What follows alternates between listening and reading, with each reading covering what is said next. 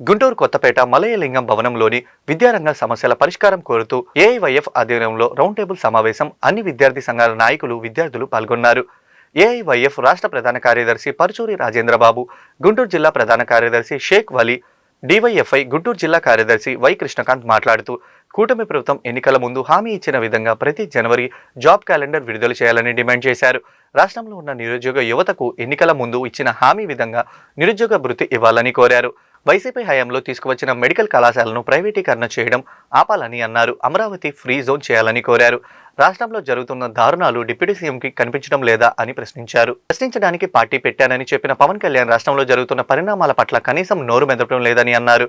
YCP హయాంలో మహిళలు అదృశ్యమయ్యారని మాట్లాడిన పవన్ కళ్యాణ్ నేటికి ఒక్కరిని కూడా తిరిగి తీసుకురాలేదని అన్నారు. కూటమి ప్రభుత్వం నిరుద్యోగ యువతను తీవ్రంగా మోసం చేస్తుందని అన్నారు.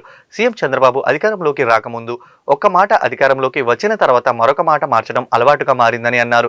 మెగా డిఎస్సీ పేరుతో భారీ మోసాలకు పాల్పడ్డారని అన్నారు.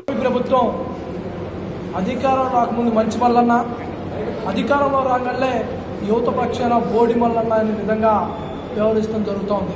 దానికి ఉదాహరణ చూస్తూ ఉంటే మెగా డిఎస్సీ గతంలో ప్రభుత్వం మాకేమీ యువతని పట్టించుకోలేదు, మేము అధికారం రాగానే మెగా డిఎస్సీ ఇస్తాం, అదేవిధంగా నిరుద్యోగ వృత్తి ఇచ్చి ఎవరికైతే ఉద్యోగాలు ఇవ్వలేని యువతకు మొత్తాన్ని కూడా నిరుద్యోగ వృత్తి ఇచ్చి ఆదుకుంటామని అధికారంలోకి రావడం జరిగింది.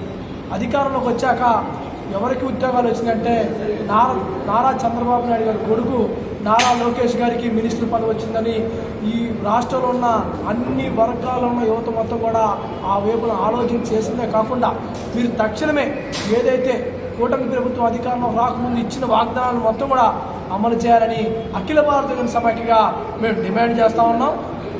గతంలో ఉన్న గవర్నమెంట్ని ఎన్ని విమర్శలు చేశారో మీరు వాళ్ళకంటే ఇప్పుడున్న కూటమి ప్రభుత్వం దారుణమైన స్థితిలో యువత పక్షాన వ్యవహరిస్తుందని అఖిల భారత సమైక్యగా తెలియజేస్తా ఉన్నాం. తక్షణం మీరే కళ్ళు తెరిచి అసలు 2,35,000 మంది పైచిలుకు యువత ఏదైతే గతంలో యువగలం పాదయాత్రలో ముఖ్యమంత్రి ముద్దు తనయుడు నారా లోకేష్ గారు ఆనాడు ప్రతిపక్షంలో ఉన్నప్పుడు నేను అధికారంలో రాగానే 2,35,000 ప్రభుత్వ ఉద్యోగాలు జనవరిలో జాబ్ క్యాలెండర్ పేరుతో విడుదల చేస్తాను, విడుదల చేయకపోతే నా చొక్కా కాలర్ పట్టుకొని ప్రశ్నించమన్న లోకేష్ గారు ఈనాడు ఎవరు ఉద్యోగాలు భర్తీ చేస్తారని మేము ప్రశ్నిస్తూ ఉన్నాము. అదేవిధంగా ఉద్యోగాలు ఇవ్వలేని పక్షంలో నిరుద్యోగ భృతి 3,000 రూపాయలు ఇస్తామని చెప్పారు. అదేవిధంగా చంద్రబాబు ఈ దేశంలోనే సీనియర్ ముఖ్యమంత్రిగా చెప్పుకునే చంద్రబాబు నాయుడు గారు 2,60,000 మంది వాలంటీర్లు ఉన్నారు, వాళ్ళందరికీ 5,000 కాదు నేను 10,000 ఇస్తానని చెప్పారు. అదేవిధంగా పెద్దన్న, నేను మీ అందరికి పెద్దన్న పవన్ కళ్యాణ్ గారు మీ అందరికి వాలంటీర్లకి నేను 5,000 కాదు 10,000 ఇస్తా అన్నారు.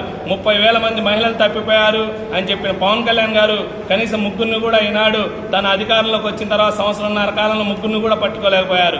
కాబట్టి అనవసరమైన హామీలు, అబద్ధమైన హామీలు ఇచ్చి ప్రజల అధికారంలోకి వచ్చిన తర్వాత నట్టేట ముంచిన కూటమి ప్రభుత్వానికి రాబోయే రోజుల్లో గట్టి గుణపాఠం తెలియజేస్తాము. అదేవిధంగా లోకేష్ గారు, చంద్రబాబు నాయుడు గారు చెప్పలు తెచ్చుకుంటా ఉన్నారు. మేము వైజాగ్లో డేటా సెంటర్ తెచ్చాము, కొన్ని వేల ఉద్యోగాలు ఇస్తామని చెప్తా ఉన్నారు. అదే వైజాగ్లో విశాఖ ఉక్కు ఏదైతే ఉందో విశాఖ ఉక్కులో దాదాపు 5,000 మంది ఉద్యోగులు కాంట్రాక్ట్ ఉద్యోగులు తీసేశారు.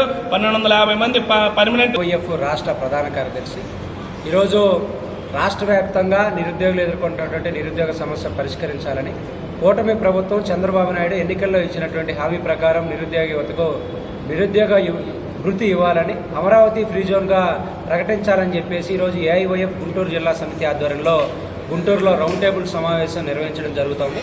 ఈ సందర్భంగా మేము కూటమి ప్రభుత్వాన్ని, నారా లోకేష్ గారిని ఒకటే కోరుతా ఉన్నాం. ఎన్నికల సందర్భంగా యువగలం పాదయాత్ర ద్వారా టీడీపీ పిలుస్తుంది కదలిరా అని చెప్పేసి సభలు నిర్వహించినటువంటి చంద్రబాబు నాయుడు గారు, లోకేష్ గారు ప్రతి సంవత్సరం జనవరి 1వ తారీఖున జాబ్ క్యాలెండర్ ఇస్తామని చెప్పేసి ప్రకటించారు. మరి అధికారంలోకి వచ్చి సుమారుగా సంవత్సరన్నర కాలం గడుస్తున్నా కూడా ఇంతవరకు జాబ్ క్యాలెండర్ ప్రకటించినటువంటి పరిస్థితుల్లో ప్రతి ఏటా 4 లక్షల ఉద్యోగాలు కానీ లేకపోతే నిరుద్యోగ యువతకి 3,000 రూపాయలు నిరుద్యోగ వృత్తి కానీ ఇచ్చేటటువంటి బాధ్యత మాది అని చెప్పేసి నిరుద్యోగుల ఓట్ల ద్వారా అధికారంలోకి వచ్చారు.